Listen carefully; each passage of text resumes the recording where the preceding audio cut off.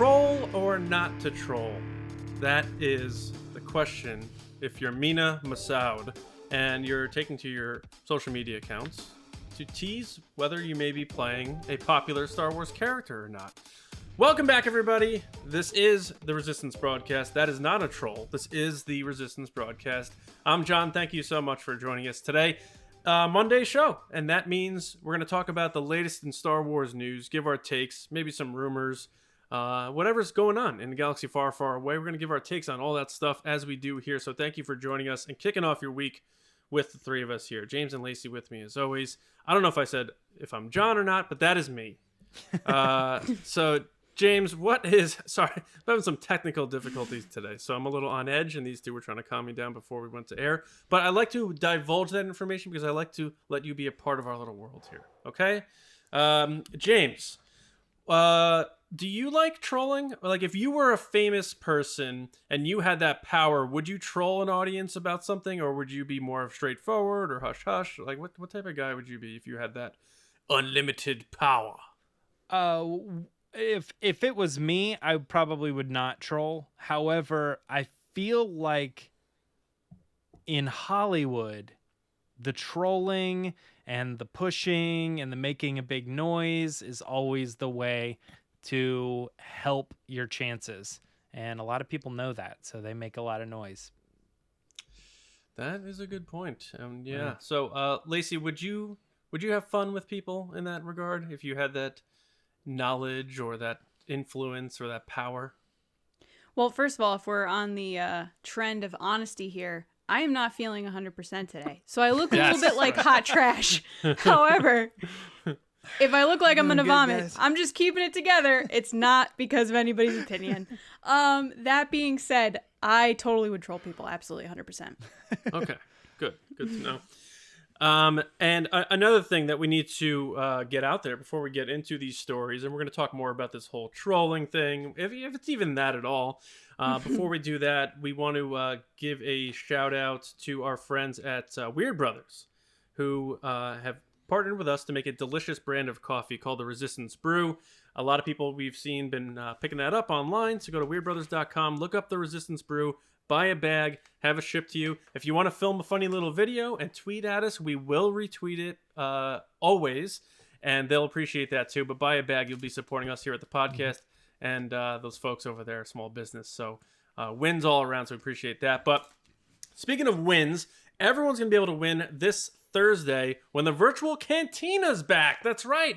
Our virtual celebration that we started in the year of the pandemic that has not ended and apparently will never end, brought all of us together online in lieu of like Star Wars Celebration and that sort of thing. And we decided to bring it back again. So this Thursday night at 8:30 p.m. Eastern Time here on our channel, youtube.com/Star Wars Newsnet videos, we will be doing 3 rounds, 25 people each time. But also, if you didn't sign up for the being on the screen for the stream and you're a little shy, the live chat will be there. You hop in there, bring a friend in there. That's going to be lively and you'll be able to get your comments read and that sort of thing. So it's going to be just a nice 90-minute Star Wars party, and we're really excited about that, right, guys? Mm-hmm. Yes. Mm-hmm. Yeah, it should be a good time. So again, if you haven't signed up or you don't have a spot for the screen yet, don't worry, you can hop in the live chat if you don't want to, if you're a little shy and that sort of thing. But also the shirts will be back. The virtual cantina shirts will be made available during the time of the virtual cantina. So you go to teespring.com/stores/resistance broadcast and you'll see it there. Well, we'll put a link out too on our social media accounts so you can grab the shirt. I know a lot of people have been waiting for that to come back. Here's your chance. So get ready to party Thursday, but now it's time to get down to business. And business is talking Star Wars. And we kind of teased a bit at the top, but James, what's going on in Resistance Report? I'm vetoing Resistance Report before we get started because I do want to talk a little bit about the Schmoedown. Because I know Lacey went up against Gold Leader this weekend. Lacey, how are you feeling? Well, as I said at the top of the show, I'm feeling like trash, but not because of Schmoedown. That has nothing to do with it. That experience was really fun, really awesome. I knew going into it that Gold Leader was going to be good. We had interacted with him before the draft and everything, so I knew what he was capable of. I worked my butt off, but I'm a better player now than I was when the match happened, which was a week ago. Yeah. So yeah, I'm ready to go with my next match. And now that I've gotten kind of like a taste of what it's all about, I'm ready to take on other people. So Yeah, see how it goes. absolutely. Yeah, it's so weird. Like, look at the draw. Some of the questions seem easier on one side and the other. You know, it's always kind of plays out that way. Maybe Oh, I it's knew just all the his player. Rogue One questions. Yeah, Spoiler I know. alert. And yeah, he it's interesting because like I think I still get the feeling that like he's riding confidence. Like he played well, but I still think he's kind of like thinking in the back of his head like I'm screwed here. I don't know. Well, if you maybe wear a that's gold because- jacket like that, you got to have like something in the back of your head being like, what am I doing? With this Yeah, jacket it's just on? like I don't feel right now. But you know what I did love, which was Yeah. my favorite part of the whole match, is when I was going back and watching it and looking at the comments, there were so many Make Solo 2 comments when I got Oh, Solo yeah. as my category. All Guys, way to right. show up. Rock and way to roll. represent. I loved it. I actually did really well in the category, so if I didn't, I would have to turn in my card for Make Yeah. Solo 2 happen. Well, So now amazing. I'll get solo during my match and go for 5. Yeah. No, so yeah, I thought you did great. I thought you were really entertaining, and I liked how you carried yourself. You definitely brought the energy that you have on the podcast there, and I think Oh, that's thanks. honestly the most important thing because you had the hosts cracking up. You flustered Christian Harloff, which Clint was funny, Howard. with Clint Howard, Rella Keeley. And yeah, I don't know. I thought it's so funny these things because I haven't played mine yet, so I am still a little nervous and I have the jitters and I just want to like get it going. You got And, it. yeah, mine's gonna be in early April, but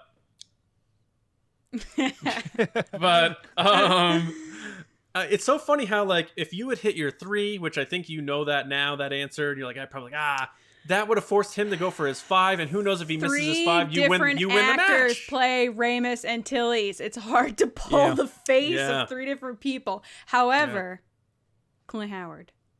Clint Howard. And speaking of trolling, we were talking about it before. I totally trolled Christian Harloff and tweeted him a photo of Clint Howard.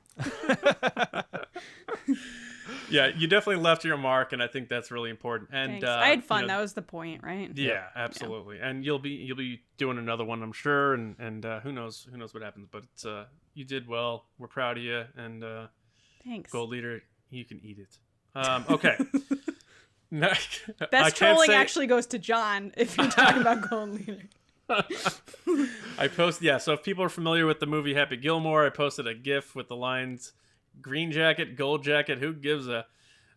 So you can find that online, but it's a good time. It's all about busting chops. And all right, so are we taking the veto away? Yes, I'm ready for Resistance Report. Okay, here we go. It's the Resistance. Guys, this week, as John alluded to, big time at the top, Mena Massoud is going on Instagram. And, you know, we recently heard the rumor that he was a front runner, and we talked a little bit about that. But, you know, you don't normally expect to see the people, you know, campaigning for that spot or teasing that spot. Maybe they already got it. I don't know. But he dropped this Ezra quote on his Instagram and with a picture of himself, but fans immediately put the two together. They're like, yo, guys, Ezra said this in season 2, you know, or whatever. I don't know. You make the connection. Is he really trolling? Is he not? Did he already get it? Is he teasing? What's going on here, John? What do you think? Man, it's tough because the precedent is there with the trolling with that guy Raul Coley who was constantly doing that, But via his also social for the media same outlets. role. Right, that's what I'm saying. Yeah, Come on, So, guys. exactly the same role. So it could be one of those things where Mena Massoud hears the rumor. It's been widely reported that he hasn't been cast in a lot of things since Aladdin. He may have caught wind of it, saw what happened with Rosario Dawson in the fan casting via the Boss Logic art, and then she gets the role, and maybe said, you know, I can make this a reality. If you know, if people are reporting I'm a front runner, that means fans may want it, and you know, and the biggest thing that we don't know is how far away assuming it'd be the Ahsoka series that he'd be appearing in, how far away it is from this show to start filming. I don't know that. I don't know if anybody knows that. So that's an important factor here, because you would have to assume if it's going to start filming at some point this year, they got to be close to casting decisions. If it's not yet, then he could still be in this campaigning, politicking sort of thing. So my gut tells me that he doesn't have the role, and he is fanning the flames to try to, like, get the blogs to say, he's confirming he's it. And as long as his name keeps getting, like, pummeled into it, kind of like Rosario Dawson's was, I don't hold it against Disney for being less imaginative and being like, well, I guess, all right, I guess he could be Ezra. Like, I don't know. So in my gut, I don't think he has the role. Of course, in my heart, I still hope Taylor Gray gets a shot at it, or at least an audition or something, because like we said, he was an actor first. And a lot of people, even our listeners, missed that, I guess, in our interview with him, that he was not a voice actor, Taylor Gray. He was a regular actor that they brought in for his first voice role. And he said he thought it was because of the idea that they may potentially make it a live action thing one day. Remember he said that to us? Yep. So in my heart, and after talking with him, I'm still really pulling for Taylor Gray to have an opportunity to win that role. A lot of fans seem white hot for Mena Massoud to get the role. So I don't know what's going to happen. But in my gut right now, I don't think there is anything set in stone. It looks like we might have an actor who's had a hard time getting cast and stuff, smelling the blood in the water and trying to capitalize on that. Lacey, what are your thoughts? Yeah, I agree 100%. I think if he was front running for this, and I'm going to use an example like Alden Ehrenreich. If he was front running for this, he wouldn't be talking about it, because he'd be under probably some type of NDA or some type of keep your mouth shut type thing. We've seen people like Katie Sackhoff talk about how she's like, oh, I don't know. I'm under NDA. I can't talk about it. So you're telling me this guy's going out there putting out Ezra quotes just to get people going? Like, that's not something that people do unless they don't have the role yet. Like John said, I think this is an example of him hearing people talking about it, him seeing all the YouTube clickable, like, hey, this is exclusive type stuff, and him saying, hey, I could use this to my advantage. I could get this role if I get the fans going, especially Star Wars fans. So I'm not saying he's wrong in doing it. Like, yo, get yours. If that's the role that you want to play and you're really all about it, like, you have every right to put out little teasers here and there and try to get people excited. But to say that he has this role is, I think, incorrect until it's announced, because of what I just said. Like, if he was even verbally given the okay for this role, there's no way he's teasing this. That would come back to bite him from Disney, from secretive Lucasfilm. Like, you're not going out there letting people know before they let them know. That's not something that happens. And the only other way I could see this is if it got rumored by an agent, because we've seen that with Tamora Morrison. Yeah. And they call me Tim. Just call me Tim. Yeah, guys, it's been a long night. So his agent is the one that leaks stuff. And a lot of times that's where you get information from, is agents or managers or something like that. That's just like, hey, guess what? Because they're there to pump up their clients. So the fact that he put this quote up means that he's aware of the fan stuff. He's aware that people are campaigning for him, and he's using it to his advantage, which is smart, because we've seen it with other actors like Rosario Dawson, and I want to make sure I get his name right, Simu Liu, who's on Kim's Convenience, who got the role in the Marvel superhero movie. He got it from campaigning for it. So fan campaigns work. Hopefully. Makes all two happen. They happen all the time. So I don't see why he wouldn't do this. I don't think people should be jumping to he got the part, because he wouldn't be saying anything if he got the part. And I think that's a little on the arrogant side to say, oh, see, we're right. No, you're not right yet. Not until it's announced. So that's how I feel. Yeah, 100%. You guys didn't say anything I don't think I disagreed with even remotely. The thing here is, nobody knows. We don't know.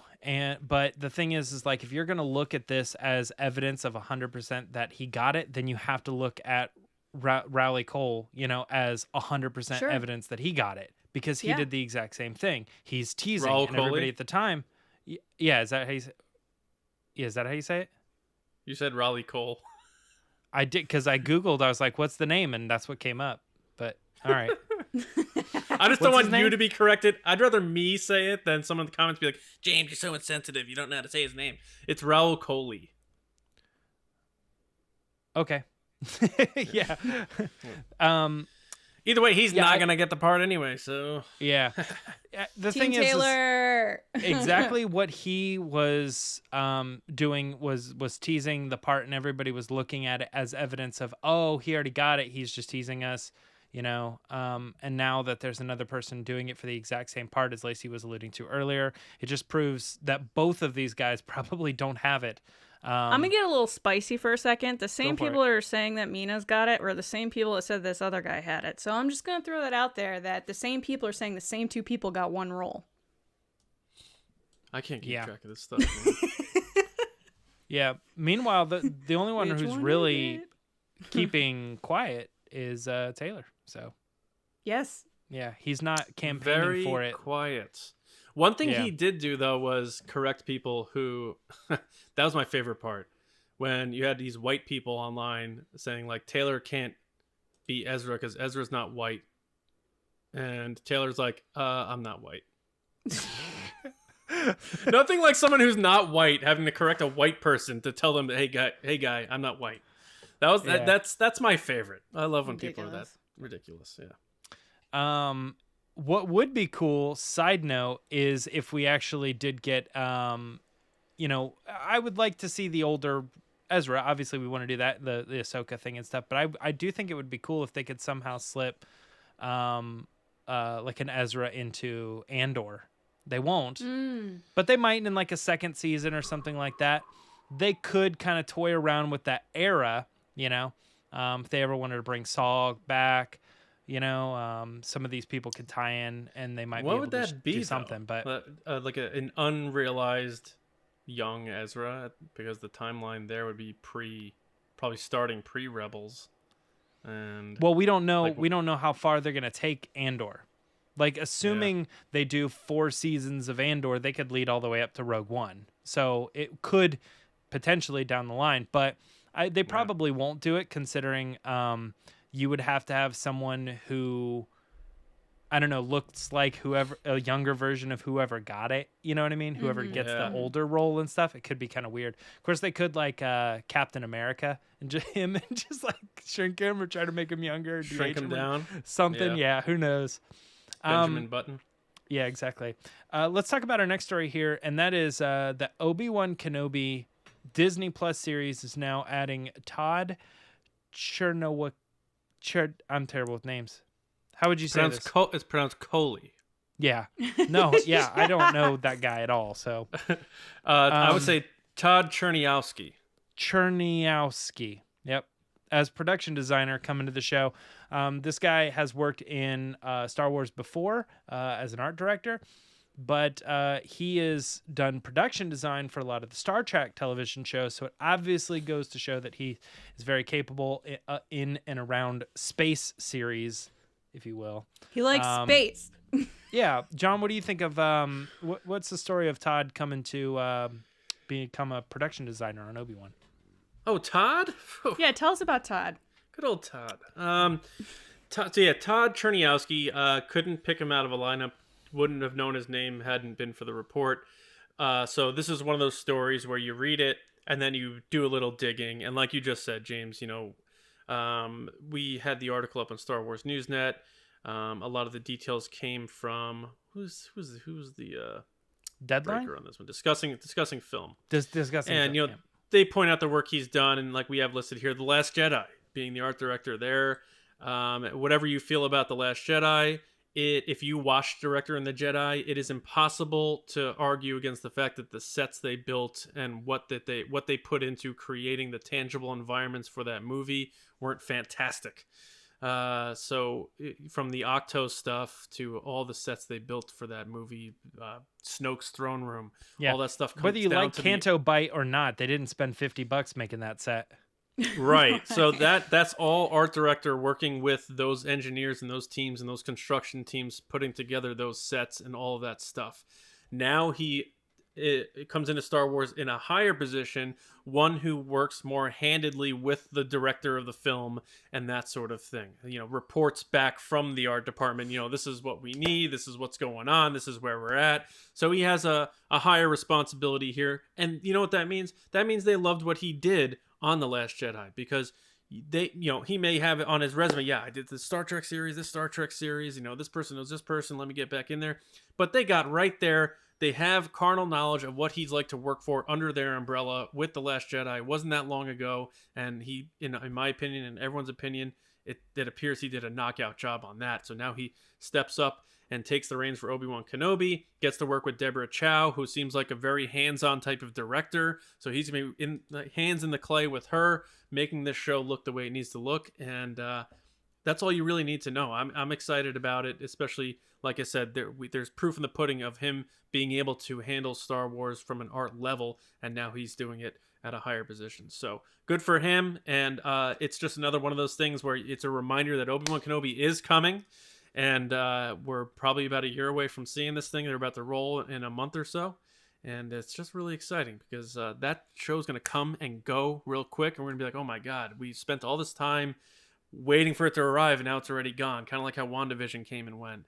It's going to be a quick 6 weeks and it's going to be gone and Ewan's going to be out of our lives again. So let's just hit the brakes a little, enjoy this ride and these types of fun stories as they're building that team. And I'm all about it.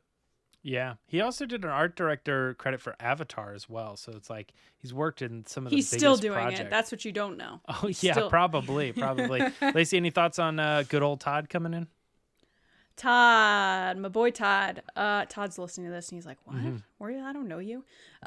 So The Last Jedi is hands down one of the most beautiful Star Wars films of all the Star Wars films. I think if you took shots of that film and made like a top 10 list, a big chunk of those shots would be from The Last Jedi. It is just a stunning film. The cinematography, the directing, everything. But a lot of that comes down to production design in the sets that they use to make those shots. The throne room is wonderful, from the reflective floor to the red walls. It's just so contrast. It's wonderful. So I'm really excited about Todd joining the crew, because that means that Kenobi is going to be a stunning, beautiful, like kind of a screenshot friendly show. Like you're going to see a lot of screenshots being like the tweets that are like, it's stunning, like it is one of the best movies ever, and people use 4 screenshots. It's going to be a lot of Kenobi screenshots after it comes out, because this guy knows his production design. And whether you're a Last Jedi fan or not, or a Star Trek fan or not, you can't deny that both of these types of films, even Avatar, have a certain look, and that's due to people like Todd. So I'm super excited that he joined the team. I'm super excited about more updates about Kenobi. I couldn't be more pumped for this series than ever. Ewan is obviously the number one reason why I'm so excited for Kenobi, but it doesn't hurt that they keep getting the best of the best for this show. So I'm pretty pumped. Yeah, it was funny when I first read the report too. I was like, they're just now getting a production designer. I was like, I don't know a lot about the process of this, but I do remember like a couple months ago when everybody's like, Kenobi day one, they're filming. Yeah. It's like, I wish we had a better idea of what the real schedule is. It just the news coming out of this 9 times out of 10 is Ewan at like a party, and he's like, somebody sticks a microphone in his face. He's like, yeah, what? We're filming like in April. What's going on? It might be one set that they brought him on for, though. Like it might be the season finale set or series finale set that they need someone to bring in someone special to build, and so they brought this guy. He might not be the production designer. He may be a production designer. Yeah. Well, it's also possible too. There's no chance this guy, because of the new technology they're working with, they're using the volume. This guy had to have been either on the Boba Fett set. That would be my guess, because that's the same studio, the one in LA that they're using for Kenobi, or the one in UK that they're building, Pinewood. Like he's not just getting thrown into a volume situation as a production designer. He had to have been observing and have experience. Experience what's going on. So my guess is he's been since December, even probably working inside the studio for the Book of Boba Fett to like get his bearings on what it's like to do production design with that LED stuff. Unless, of course, that we know they're using the volume, but we don't know that they're using the volume exclusively. And maybe the A production designer he's being brought in for the physical set stuff that they do in fact use. It would not shock me at all if they take a trip to Death Valley and places like that in California that they have filmed for A New Hope to do some organic location shots for Tatooine stuff. So yeah, you're right. Yeah. Yeah, that we're very excited. Can't wait for that show to come out. Very excited. Next up here this week, ILM's James Clyne was reflecting on the Rise of Skywalker as he put up an image. He had actually been putting up a couple images of, different things that he worked at. That's kind of how he is. But this particular one, he had the caption. It was Bespin and, a Star Destroyer right behind it falling down. And he says, part of a quick montage at the end of The Rise of Skywalker, fun building Bespin under pressure. Only had a day to work this out because it was late in the production and we were all under the gun. Note scale of the Star Destroyer is way off, mainly because the team was looking for a dramatic composition. Gasp. Yeah, gasp. So the thing here is that everybody ran with the story and coming up with a bunch of stuff around how they were throwing stuff together at the last minute and they didn't know what they were doing, and everybody was up against the clock here to finish this movie. What's the story? Doesn't seem like they know what they're doing. John, what did you make of this? Because I know on our article you had a very point. That's what I'm looking for on this. Yeah, specific it's topic. So this is definitely one of those situations where us having, and I'm not trying to toot our horns here, but I think on this podcast, one thing we've done, we like to have fun and stuff like that, but one thing we do take seriously is absorbing information from people we interview and learning more about how the people who aren't the big names involved with these movies do their job, whether it's the puppeteering people, the art people, any behind the scenes work, stunt people. And this to me really feels like one of those things where this guy just kind of off the cuff made a statement like, oh man, that deadline was crazy. But all these jobs have deadlines, and they're all kind of wild, and they all kind of come down to the wire sometimes. And fans and blogs and stuff, if you have a certain way you feel about a movie, you're gonna use this as chum in the water to say oh, see, we were right. This whole thing was just thrown together at the last second, and I can't believe that blah blah blah. This seems to a way more normal thing than anything. These types of workers are always up against these crazy deadlines, and directors are always wanting to tweak things last second, especially Star Wars movies, especially George Lucas. And I made it a point to include in the article that thing that J.W. Rinsler, which I hope he's doing well. I know he's fighting cancer right now, so hope you're doing well, man. He pointed out to us that Empire came out already in theaters, and then weeks later, George Lucas had them add some X-Wings and ships to the final shot of the movie so that the medical frigate didn't seem so desolate out in space and make Luke feel on this lonely island out there. It made it more of a part of the rebellion. And the movie was in theaters, and they changed it. And that was Empire Strikes Back, the gold standard of all Star Wars movies. So it's just one of those things where people who don't like The Rise of Skywalker are going to sink their teeth into this and look for it as another reason why they didn't like the movie or why they felt it was rushed. And really, it's probably a lot more normal than the blogs and the other YouTubes and stuff like that would have you believe. Yeah. It's definitely a crazy situation when you can think of so many movies that have been oh, this line wasn't in the script. It was an ad lib. Well, if that movie was a hated movie, then people would be see, the script writers didn't even know what they were doing. The actors were coming up with their own lines that were significantly better. You're going to need a bigger boat from Jaws was an ad lib. Yeah. Lacey, what was your thought when you saw this or read this? Are you on the same page?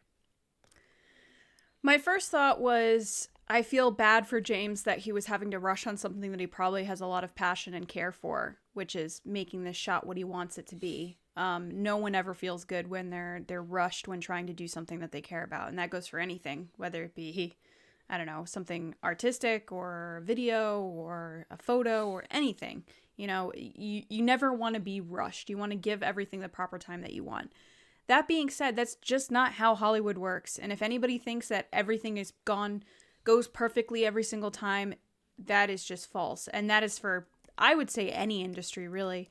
I've worked in events for a really long time, and nothing ever goes as planned. It's always plan B, C, or D that happen. It's never perfectly as is. And if it is perfect, something's wrong and you're just not aware of it. So when I see something like this, I just think, that's typical. It probably isn't even what people assume it is. Like, oh, this is a last minute ad, or, oh, this is a last minute thing tweak. It could be something like ILM was spending more time on one piece that it ran over on timelines to then push this timeline back, and then this timeline back, and then this timeline back. So by the time they got to this part of the film, they were rushing because it got taken away for the Death Star fight between Rey and Kylo. Mm-hmm. Like, you don't know what goes into these things, and I wish people gave more credit to the people that work on these projects, that they're not just throwing people under the bus, because I highly doubt that they are not doing that. Because every time we've talked with anybody from Lucasfilm or Disney or anything like that, everyone has thoroughly enjoyed working with Ryan, working with JJ, working with Kathleen Kennedy. They've all said that they've loved the experiences from all different angles. Like Eunice said that JJ was like, what, the love of her life? Like the love of her life. So how can you take someone like that's so genuinely wonderful and charming and like such an honest person, and just say, no, she's just saying that? No, I think she really means it. And that means that JJ is a really great person. So I think that people tend to take this and then just assume like, oh, that means that they don't know what they're doing. Trust me, they know what they're doing. There's a reason why they were given this movie. Do things go wrong? Yes. Are things not exactly what you wanted? Sure, probably. But that doesn't mean that it's a bad product or they didn't do a good job. And I think that that's where that separation needs to come, that people often don't make, is because you didn't get what you wanted doesn't mean it's not good. And that goes for any movie. And can I piggyback on that real quick? Sure, John, go for it. I'm not trying to be spicy or anything, but it's so lazy and quick for someone to just go on their Twitter account and just say something based on a loose assumption on a statement like this, and that's a big John, why you gotta call it my brand like that? Your brand? No, because you actually think. It's just, and that's a big part of like the fandom problems, in my opinion. Like, you just do a little bit of research and try to at least understand. And we're not experts here at all, but we're trying to learn so that we know better when we give our takes on these types of things. And like, just do a little research and try a little bit instead of just saying some inflammatory statement so you get 50 likes on your tweet, because nobody cares. Also, insults and criticism are not the same thing.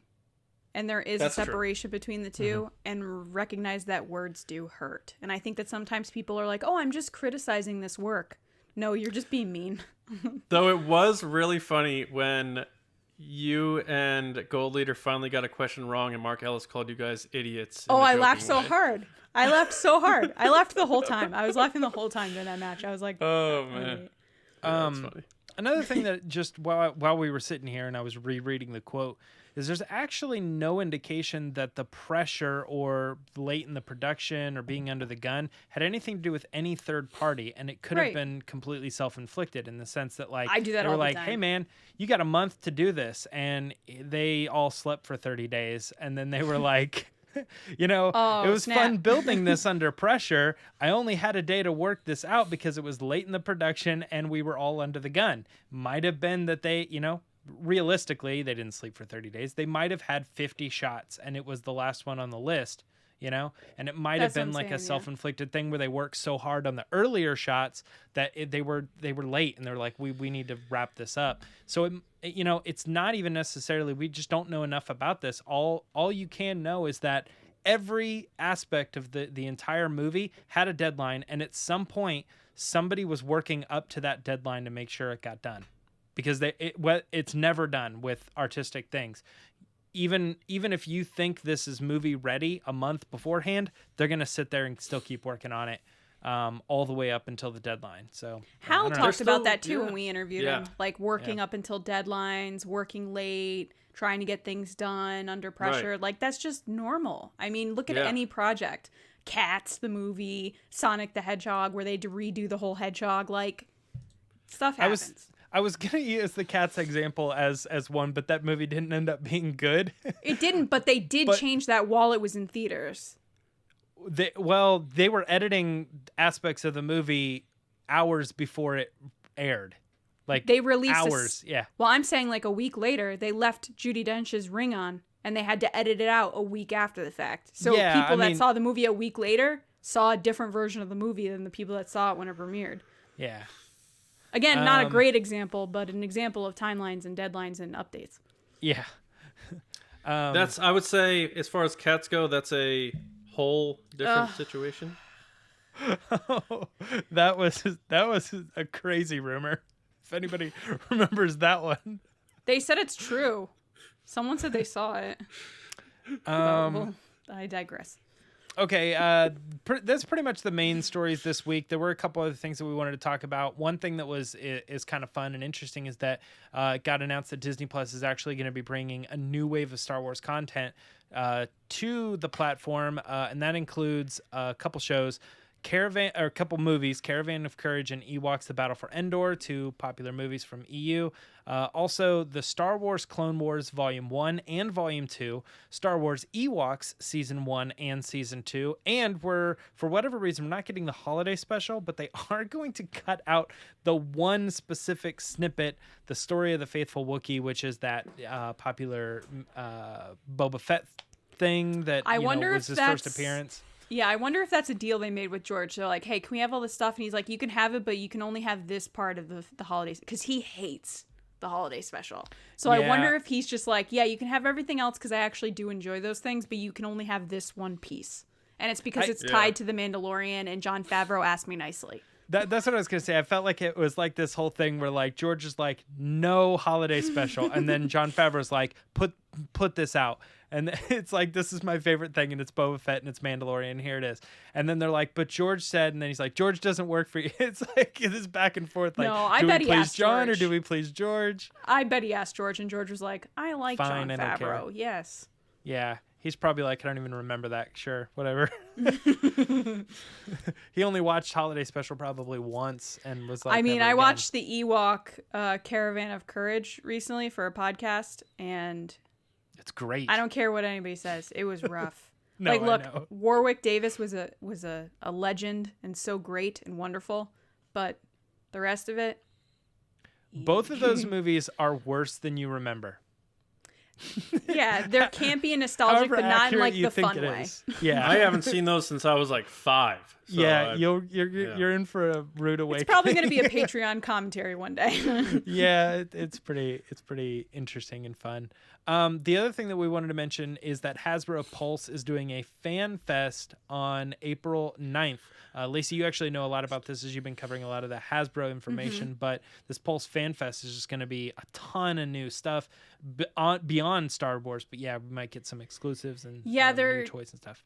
Yeah, so they're doing a day of, well, not a full day, but it starts at 11 a.m. on Eastern on April 9th. And it's they have like G.I. Joe, Marvel, Fortnite, basically Transformers, Star Wars. I forget what else I'm forgetting, but all their kind of bigger properties. It's going to be hosted by someone from Sci-Fi Wire, Jackie Jennings, I believe.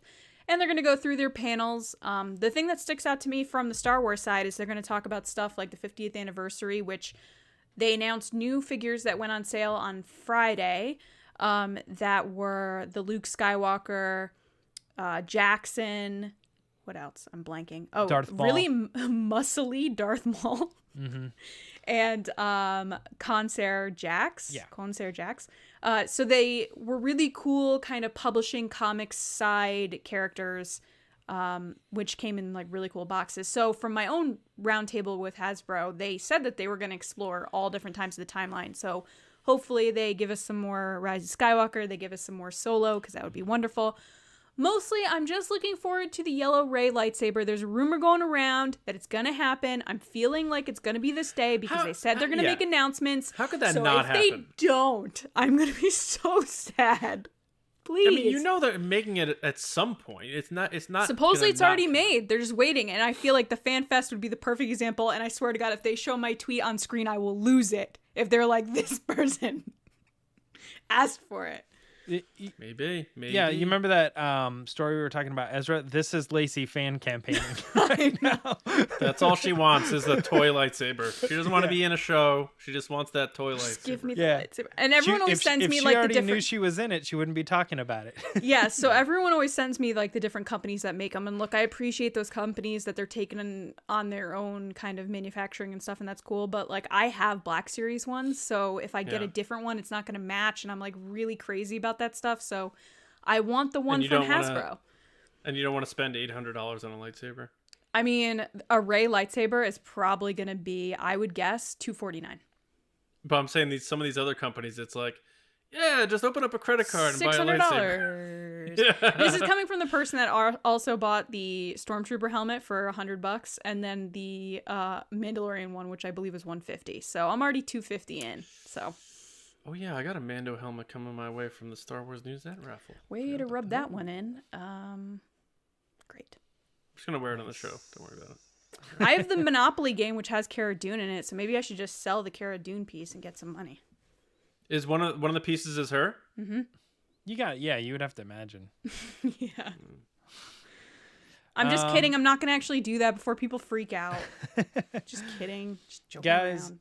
That is it for Resistance Report this week. We do want to get to the sections that are after this, including the what, Lacey? What's it called? Patreon Pod Race.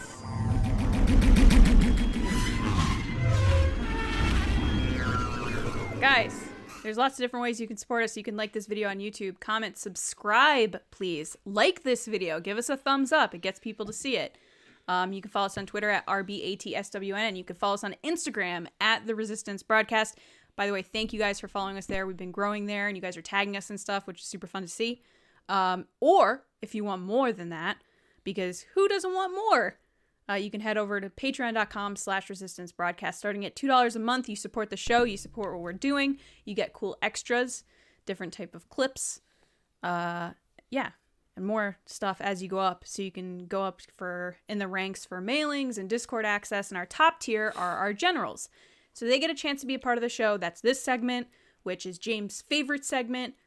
And they get to answer a question and tell us their thoughts. But before I get there, I'm going to thank the generals. I'm going to take a breath before I do it.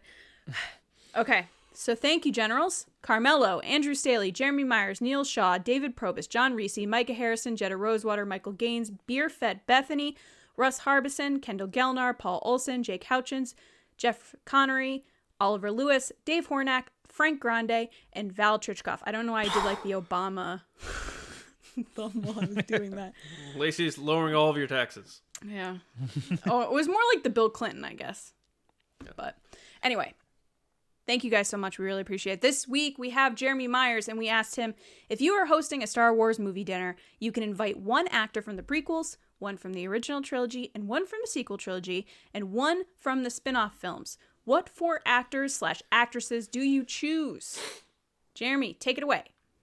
Hey, what's up, Resistance? Let's see, the people I would want to bring to my party for the prequels, definitely Ewan McGregor, because he's the GOAT playing Obi-Wan, plus get to talk to him about the future project.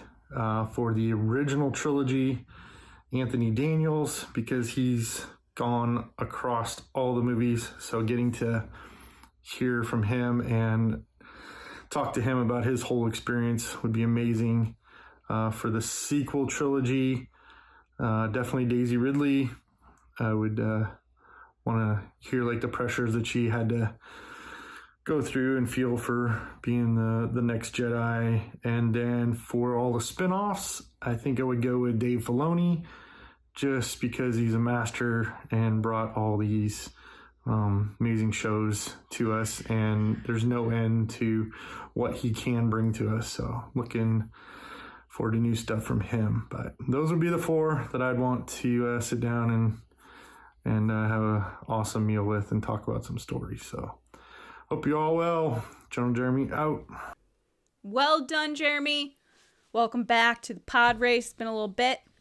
John, what'd you think?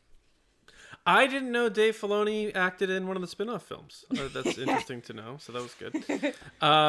So Jeremy cheated a little bit, but that's okay. That is okay. You know why? Because you're a scoundrel, and I like it. I respect it, Jeremy. No, it's good to see you, buddy. I love that you're rocking the OG General shirt. Looks like you use excellent detergent or fabric softener or whatever, because it's held up quite well.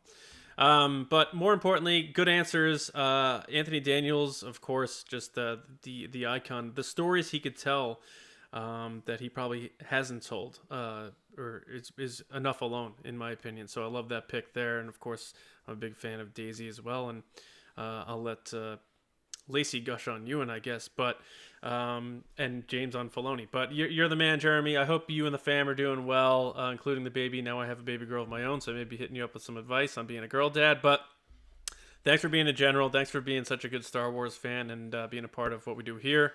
All the best. James? Yeah, I mean, I love all the picks. As I was going through, I was like, okay, Ewan, yeah, that'd be what I do too. The one that surprised me was the Anthony Daniels, because I was like, oh yeah, that is a really good point. Anthony Daniels is so funny. I in private, I would wonder what he would say about so much of this stuff, considering the one. It's funny, he has so many great things, but every time I think of Anthony Daniels, I think of this interview that we saw where they were interviewing the whole cast, and they said, everybody at the same time give your 1 or 2 second reaction to, you just saw the rise of Skywalker. It's the end of the Skywalker saga. What is it? And they all said it at the same time.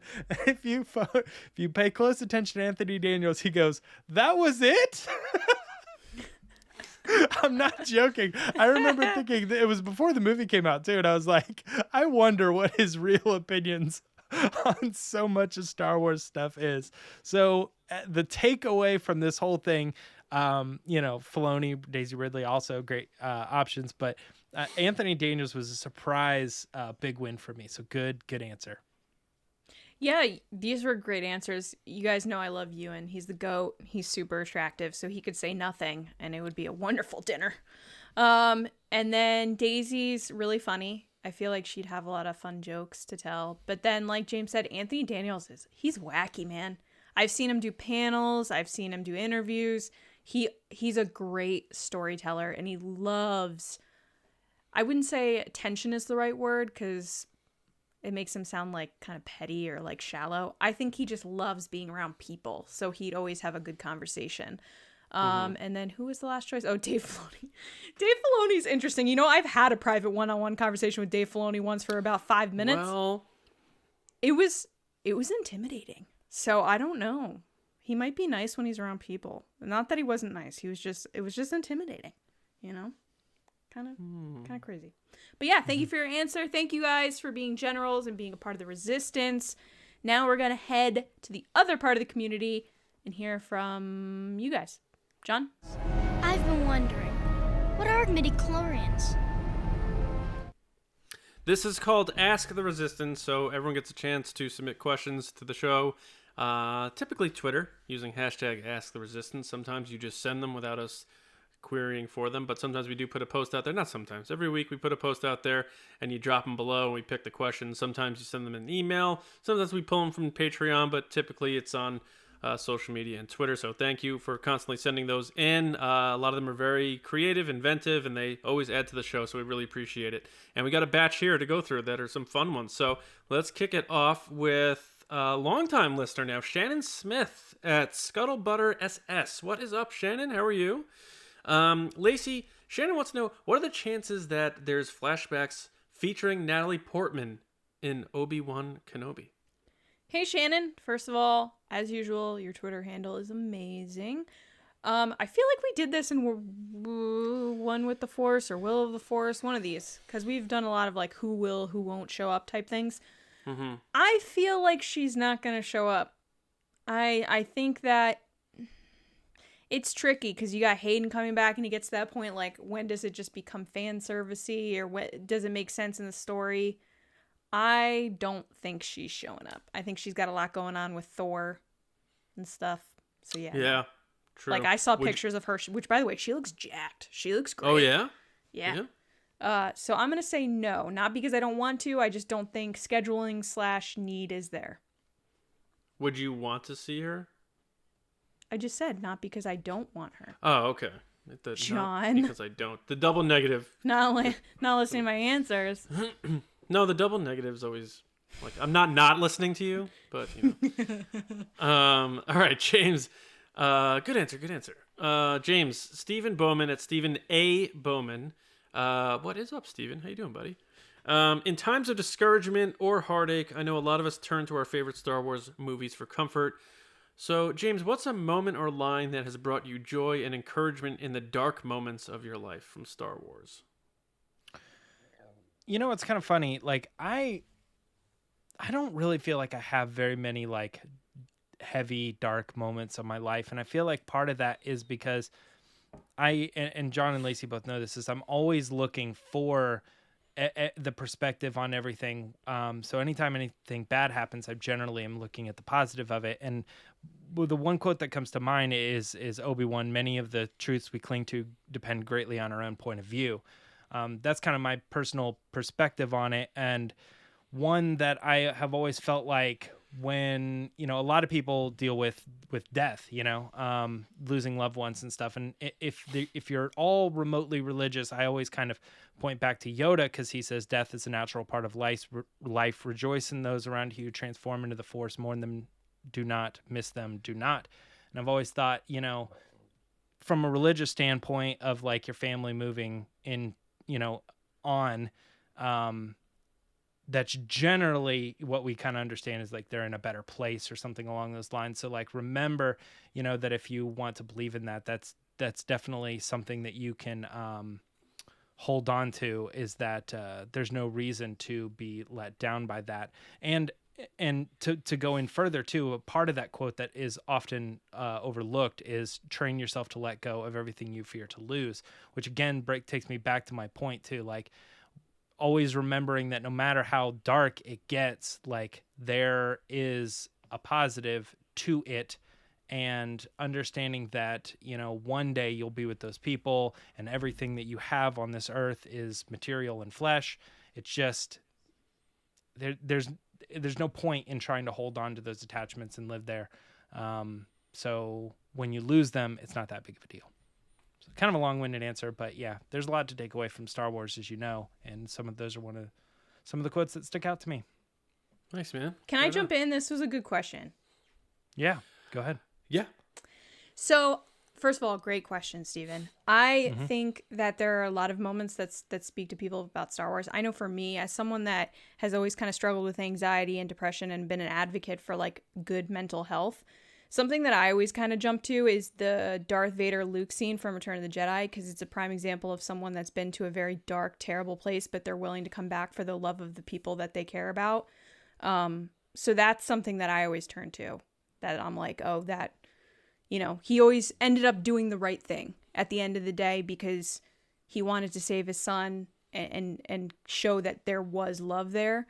And just the whole scene of him removing his helmet, I want to look on you with my own eyes, like that scene, like always makes me tear up and just like leaves me with a really good feeling, despite the fact that he does die, only because he leaves Luke with some closure. And I feel like oftentimes when people are not feeling great, they're looking for closure about something that went wrong or with a certain relationship. So just the idea of like things having a good ending, whether they're the way we want them to end or not, that comfort of just knowing that things will ultimately work out works for me.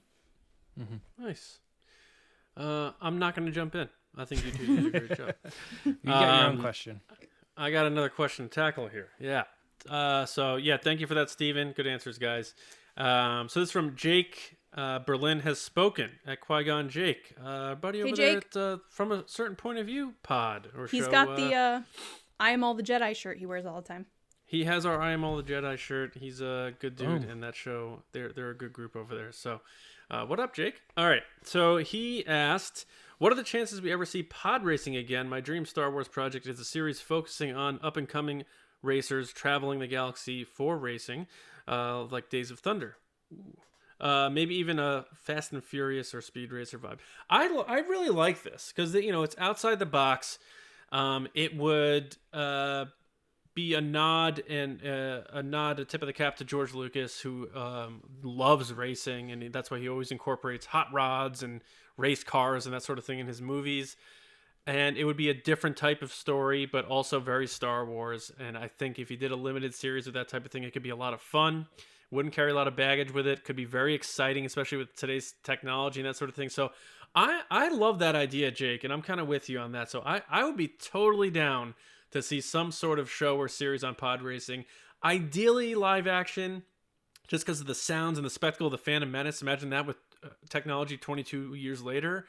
But even if they did an animated thing, I think that'd be cool. But I would love to see pod racing back in Star Wars and see it from the point of view of, like you said, this up-and-coming racer who's just trying to scrap by and that sort of thing. I love those types of stories. So great idea.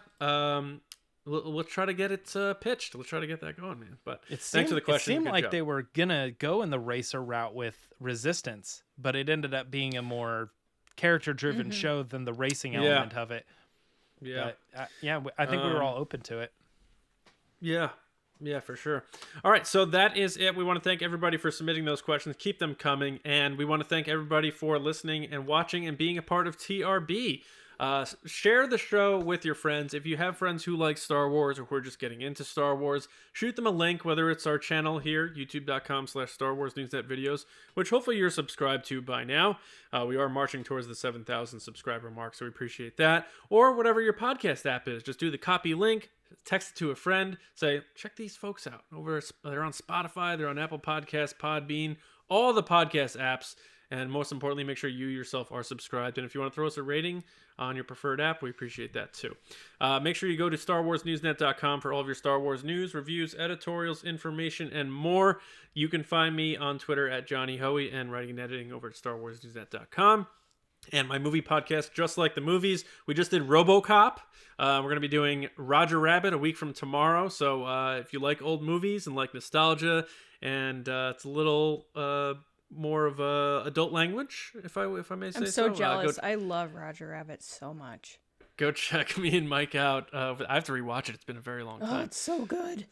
Go check me and Mike out over at Just Like the Movies on all of your preferred podcast and apps. A haircut. I love it. Well, I'll say this: I may have a meltdown talking about the shoe and the dip. That's all. What a lucky gal! You might have a meltdown. Yeah, there you go. All right, James Baney. Where can people find me? You can find me on Instagram at MeyerChunks and on Twitter by the same name, hanging out in no big deal, Mike Shinoda from Linkin Park's Twitter space, hanging out, talking to him, chatting, having a good time. No, yeah, that was a cool experience. I said yes, I'd like to talk, and he actually let me in. So we got to chat a little bit about Star Wars Newsnet and Disney Plus, and a little bit about the music industry and them playing Warped Tour for a one-time thing. So it's pretty cool. Yeah. At any point did he interrupt you and you said shut up when I'm talking to you? Well, I've found that in both times you've quoted Linkin Park, you've quoted Chester, not Mike. I know. But I'm totally on with your sentiment that it's a good joke nonetheless. Yeah. All right. Lacey Gillerin, the one and only. Oh yeah. They spelled my name wrong on the show, by the way. Christian, what the hell? Did they? Yes. I didn't notice. Yes, they did. They absolutely did. And people were making fun of me for it. It felt like I was in middle school all over again. Guys, you can find me on Twitter and Instagram at Lacey Gillerin. Yeah, you can follow me there. Thank you for the people that have been following me on Instagram lately. I've been posting more there, so it's fun. And then, yeah, if you haven't seen it yet, you can check out my first debut match against Gold Leader on the SEN channel, right? SEN Live. Mm-hmm. It was last Thursday. You get to see my big face on the thumbnail. So just you click on it, you watch it, see my name spelled wrong. It's a good time. Good times. Yes. Yeah. And there will be more good times ahead. My and more good favorite times was someone wrote in the comments, so they had a little mishap where they did one video and then it was the wrong one, so they made a new one. In the old one, I had such a good comeback to someone that was like more like Battle of Who Are They? And I was like, that's cute because I don't know who you are, so we're basically the same. #twins. And the guy was like, I guess I'm never going to talk again. I was like, I guess you couldn't. You shouldn't talk. Bye. And I felt so cool for like 2 seconds. Nice. And then all the hate came later, so it's fine. Someone was like, can we stop letting people in like Lacey? And I was like, no, never. Never. It's just me now. I am the Schmoedown. There you go. I like that. Put that on a t-shirt. Yeah. All right. So everyone, we hope you enjoy your weeks. We'll be back Thursday with another episode. And of course, again, 8:30 p.m. Thursday night on the YouTube channel, youtube.com/Star Wars Newsnet videos. We will be having the virtual cantina. If you have a spot, we will see you then. If not, grab a friend, go in the live chat, chat it up with everybody. It's also a good time, and you can obviously get your comments thrown up on screen too. No, you So can't. it's gonna, but we'll bring them up via verbally.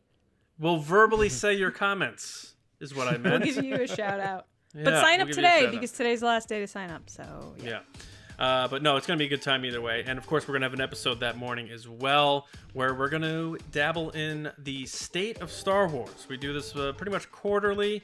Last time we did it was fall, so we gave it a little bit of a breather, but we're going to be having who knows what we're going to talk about, but it's going to be a good time. So as always, we will see you next time right here on the Resistance broadcast. We'll see you around, kids. Bye.